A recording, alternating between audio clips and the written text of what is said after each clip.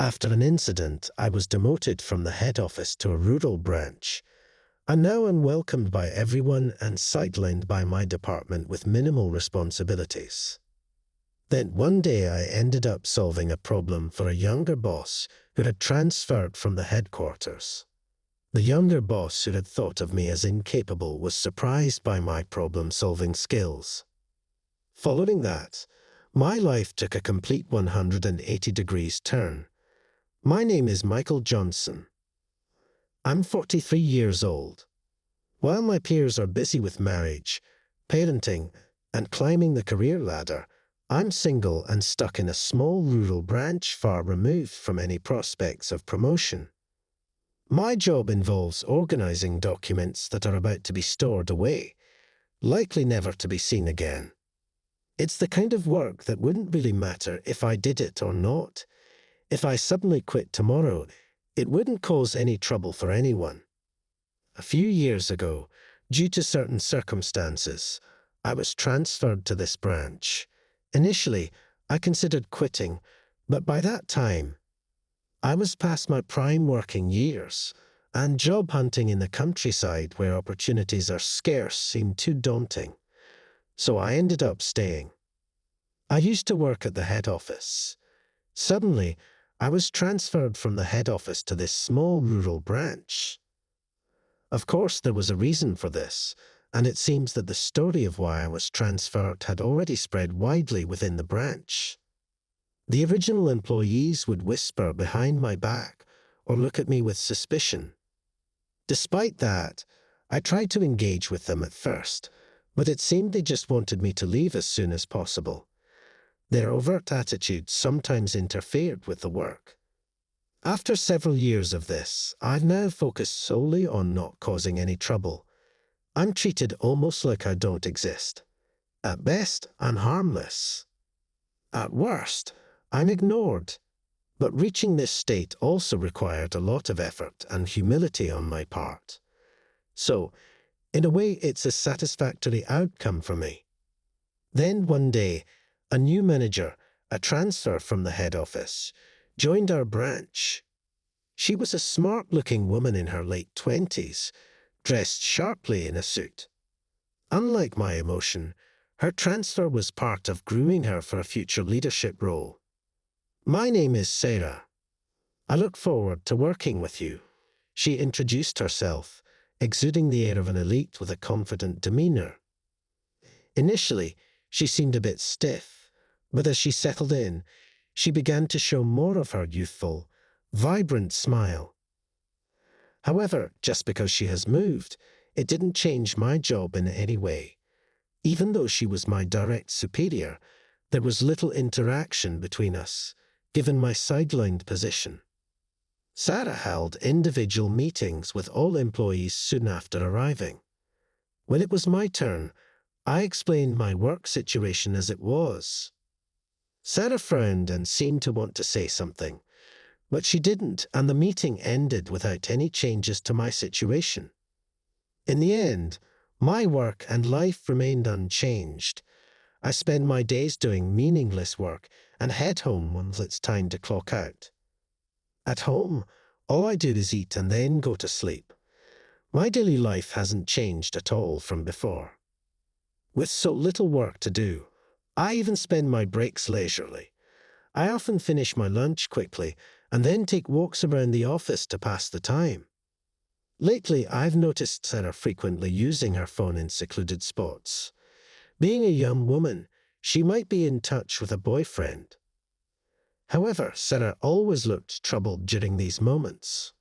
Wouldn't she look happier or more excited if she were talking to her boyfriend? I found that a bit curious. But even though I've seen this scene many times, I figured it was none of my business. I hadn't paid much attention to it before. But yesterday, I saw Sarah again, and she looked even more troubled than usual. I just couldn't get her distressed face out of my mind. Even if she had a serious problem, it's unlikely she would turn to someone like me for help. So I decided to carry on as usual.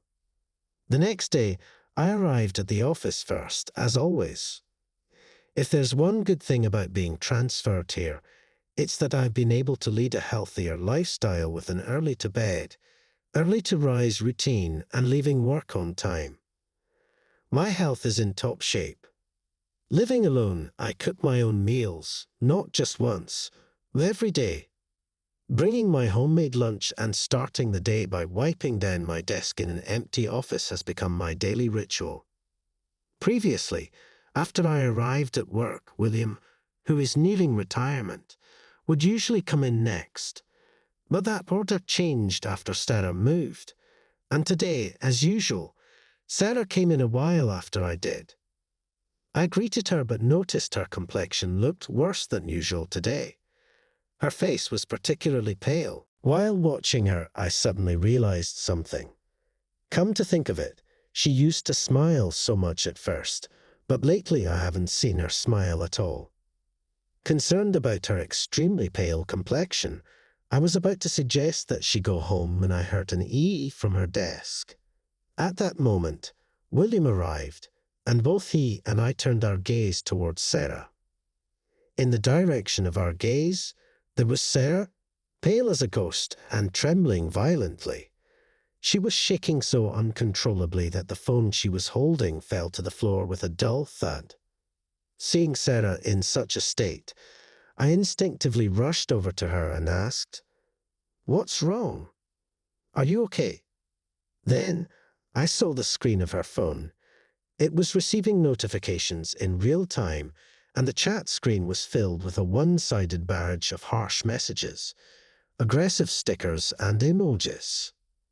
Seeing the chat screen brought back unpleasant memories for me. But I knew I had to prioritize Sarah right now. I pushed those resurfacing memories aside and asked her gently, "Can I take a look at your phone?" Trembling and tearful with fear, Sarah nodded and handed me her phone. Despite being in shock, upon looking at the messages sent to Sarah, I saw an endless stream of texts filled with harsh insults, derogatory remarks, and mocking content, all expressed in the harshest terms imaginable. Towards the end, the messages took a disturbing turn, clearly implying harm, and it felt incredibly dangerous. Although memories from my past threatened to overwhelm me, I made a conscious effort to stay calm and proceeded to ask Sarah a few questions. "Do you know this person?" She shook her head in response to my question. "Any idea who it could be?" As I continued, she bit her lip and answered, "I received comments from this person on a different social media platform. It started off normally but gradually became more extreme. I got scared and blocked them, and then this happened. They've also spread lies about me to my friends and on forums. I'm so scared I can barely sleep." Sarah, seemingly at her limit, buried her exhausted face in her hands. Seeing Sarah like that, I felt a pain in my heart, as if I was looking at my past self. At the same time, I decided I couldn't let her go through what I did, and resolved to help her. "Let's fight back," I said. Sarah looked puzzled at my words, but I was confident I could help her. I understood her pain, sadness, fear, anger, and despair better than anyone. As more employees started arriving, they cast curious looks at the unusual pairing of Sarah and me. Despite feeling the weight of their stares, leaving was not an option for me. Even though Sarah seemed confused, I pointed to her personal computer and asked, "Do you have the history saved?" It might have been harsh to press her in her dazed state, but time was of the essence, and we couldn't afford to waste any. Given the situation, I knew we had to methodically address what needed to be done. So I began giving Sarah instructions. Despite being sidelined at the office, now I was once a high-flying executive at the head office, just a step away from the boardroom. Having studied how to lead and motivate subordinates as a manager, I knew how to get Sarah to take action, despite her current state of shock. I instructed her to first file a deletion request with the asset administrators. We aimed to get the situation to a point where we could identify the perpetrator in accordance with the terms specified in the service agreement. Then we printed out all the history and posts from the SAS and forums where Sarah had been harassed and compiled information, such as URIs and email addresses. "Let's go to the police together," I suggested. By then, Sarah had calmed down somewhat, and though she seemed puzzled by my efficiency, she nodded in agreement and followed me to the police station. At the police station, I explained the situation and the measures we had taken, and Sarah presented the evidence to the officers. I emphasized to the police, who didn't seem to grasp the severity of the situation, the rapid escalation of the harasser messages, the repetitive use of certain phrases, and the extensive collection of Sarah's information indicating a high likelihood of habitual stalking and a clear threat of physical violence.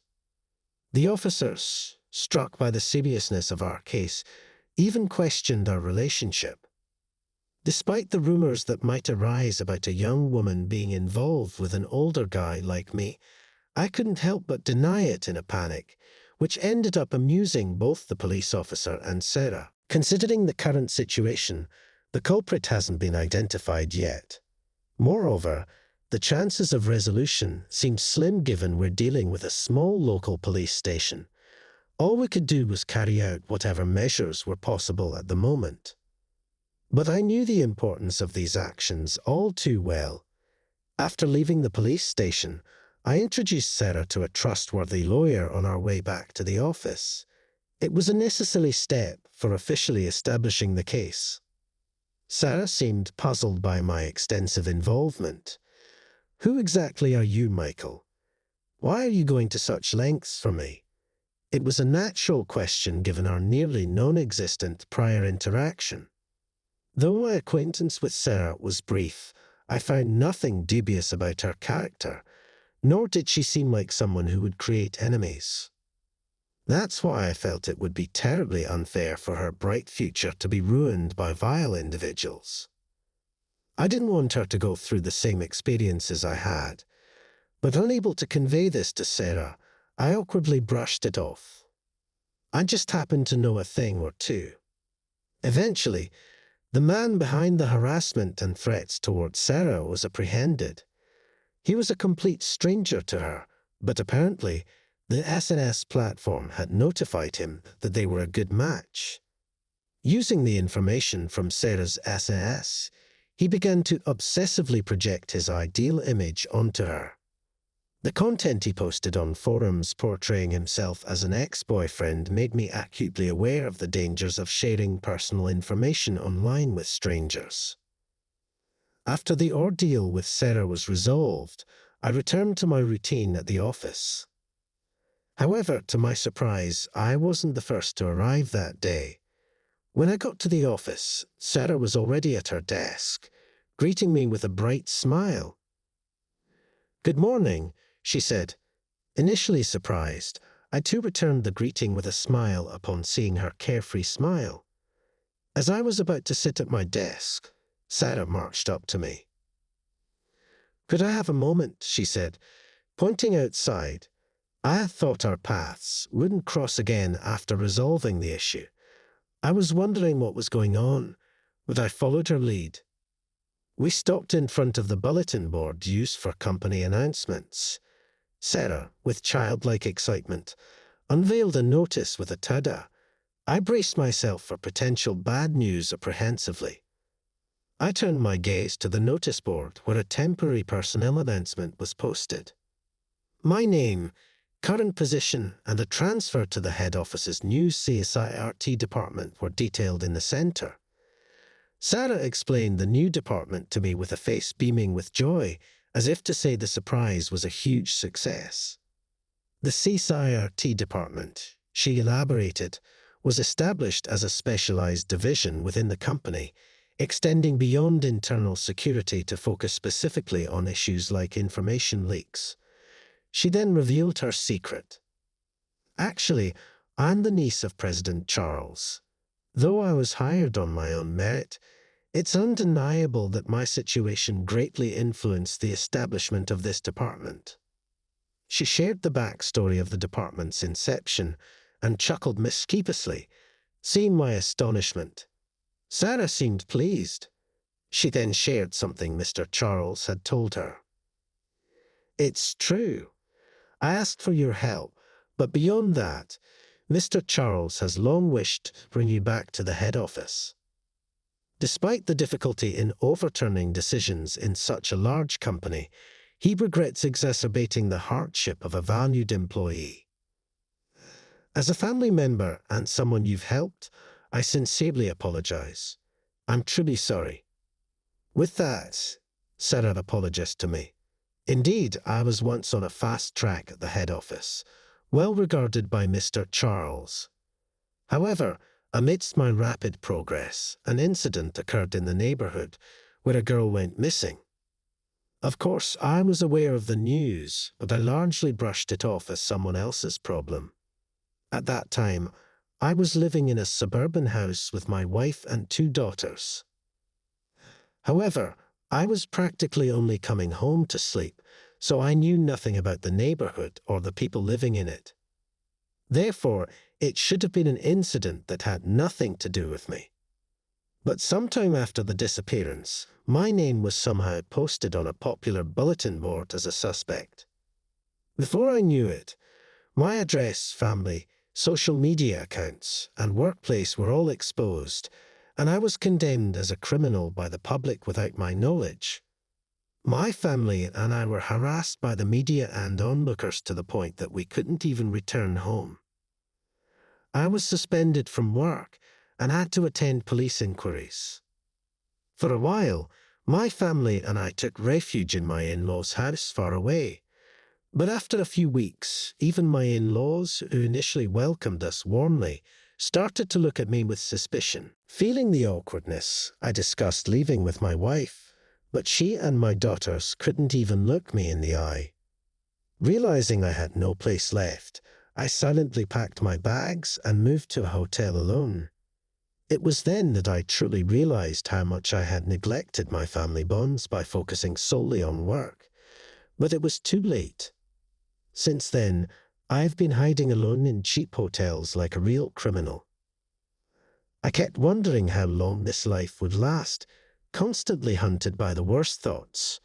Months later, the girl's case was suddenly resolved. The culprit was a university student from a distant state who had contacted her through a website for runaways. He lured her to his home through clever manipulation on social media, and when she couldn't find her there, of course, neither the girl nor the arrested student had any acquaintance or relation to me. When I saw the news of the case being solved, I broke down and wept on the spot. While I was relieved the case was solved, I couldn't help but wonder what my life had been all about until now. Overwhelmed by various emotions, I cried all day long. The next day, though still in a daze, I regained my original vitality and decided to take action. I rushed to a law firm offering free consultations and shared my story. The lawyer I met was familiar with my case and became a strong ally, promising to ensure I received justice. From there, everything moved quickly. We rallied public support, pressured the providers and administrators, and quickly obtained information on the malicious party who spread my personal information, filing a lawsuit. The man who ruined my life was arrested easily. I didn't recognize the culprit's name, but when I mentioned it to my wife, who had just returned home, her face went pale. It turns out the man was her high school classmate. They had reconnected at a reunion and had been in touch since, with my wife often sharing her complaints and frustrations about me with him.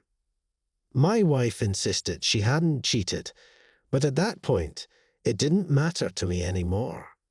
My feelings for her had completely cooled. Of course, it's not entirely her fault. The breakdown of a marriage is often due to both parties. This situation was a result of my neglecting my family. I realized this through the ordeal, and although my wife insisted she wasn't to blame until the end, I didn't blame her. And as for my daughters, who I did love in my own way, they didn't warm up to me much either, having spent so much time with a mother who disliked me. So our parting was over in an instant. It was a surprisingly abrupt end to my family, but the case had been resolved after all, feeling motivated by the resolution. I decided to return to work and give it my all. However, life wasn't that simple. Upon my return, I was met with a transfer to a small rural branch office, a clear demotion. This personnel change had been issued before the true culprit and the person who spread my personal information were caught. But as far as the company was concerned, it was better to err on the side of caution. I was expected to take responsibility for causing a stir. Having just returned and faced this decree, I even considered quitting. But with a trial still pending, and essentially nothing else left for me, I accepted the transfer. So, I was assigned to the branch despite being viewed as an unwelcome presence. As if where there's smoke, there's fire, I continued to be part of the company, eventually becoming the man who doesn't work. Although I was reminiscing about the bitter memories of the past, I couldn't help but smile at the story about Mr. Charles that was conveyed to me by Sarah. I indeed had my concerns about the treatment I received at the time. However, I wasn't fired or demoted, and I've heard it was because Mr. Charles opposed the transfer. Until the end, considering his kindness. Looking back, I can now say that life in the countryside was enjoyable. Upon hearing my words, Sarah timidly showed a smile. As we were talking, a woman approached us idly and said, "Excuse me." She was Lisa from the same department, but we had never really spoken before, and she stood a bit away from us, listening to our conversation. Lisa approached us with a tearful face and apologized. "I think I was initially unfriendly to you, and yet you helped me in many ways." I realized it was a misunderstanding, but I never said anything. "I'm truly sorry." It turned out that not only Lisa, but also William was there and, speaking out, he joined in with an apology. "Well, I didn't really mind, but I'm sorry I couldn't be of any help." Feeling bashful from their apologies, I ended up making a joke. "What is this? Is today apologizing to me?" Then Sarah, with a bright smile, suggested, "Should we make it today? Let's invite Mr. Charles, too." Seeing me flood, all four of us burst into laughter. I never thought I'd see a day when I could laugh like this again. It's a secret that I felt a little teary-eyed. A month after this incident, after a surprisingly comfortable farewell party at the branch, I found myself in the president's office at the headquarters. Mr. Charles, as vigorous as ever, was there, and I felt warmth in my heart to meet him again. Then, Mr. Charles personally explained the significance and purpose of my new department and the expectations for it after its establishment. Not many have experienced a life like yours. However, there will continue to be instances where innocent people like you and your niece suffer. It's presumptuous for a company that couldn't be there for you at that time to say this, but it's precisely because of the regret from that time that I strongly felt the need for a department that can protect not only the company, but also its employees.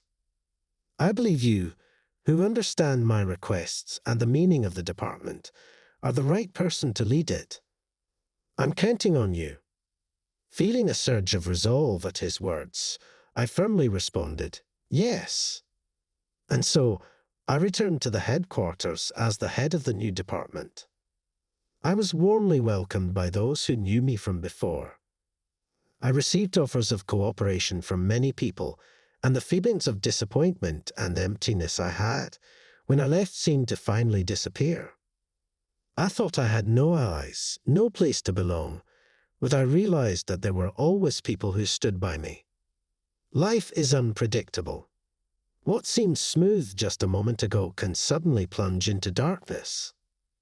Conversely, when you think it's all over, you might find joy in unexpected places and pleasant surprises waiting for you. Having gone through various experiences, I've come to truly understand what life is about. Just as harsh natural conditions can create beautiful landscapes, I'd like to think that my experiences have added some depth to me as a person.